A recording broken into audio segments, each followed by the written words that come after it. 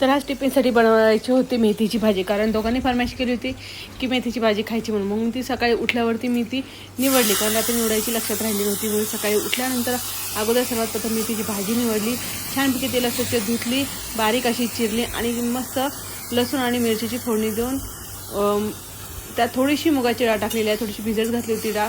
छानपैकी अशी मेथीची भाजी केली, चपाती केली. तर पालेभाज्या या दिवसामध्ये मुलांना खायला आवडतात आणि पालेभाज्या त्यातल्या त्यात ते मेथी जास्त आवडीने खातात, म्हणून मेथीची भाजी केली होती. तिथे यांचा डबा वगैरे भरून ठेवला होता, सगळं किचन साफ झालं होतं. म्हणून म्हटलं तर त्याला थोडासा चहा पिऊया, कारण माझा आहे उपवास आणि उपवास म्हटलं की मला थोडासा चहा थोडा जास्त होतोच माझा. पण चला ठीक आहे, मग थोडासा चहा पिल्यानंतर मुलांना स्कूलमध्ये सोडून आल्यानंतर घरी आलं होतं फिल्टरवाला, कारण फिल्टर बंद पडलं होतं. बंद पडल्यापेक्षा खूप स्लो पाणी येत होतं, खूपच बारीक पाणी येत होतं. म्हणून त्यांना कंप्लेंट केली होती, तर ते फिल्टर चेंज करायला आले होते. तर त्यांनी हे फिल्टर चेंज केलेलं आहे, कारण फिल्टर लवकर दुरुस्त करणं गरजेचं होतं, कारण पावसामध्ये पाणी तसंही खराब येतं.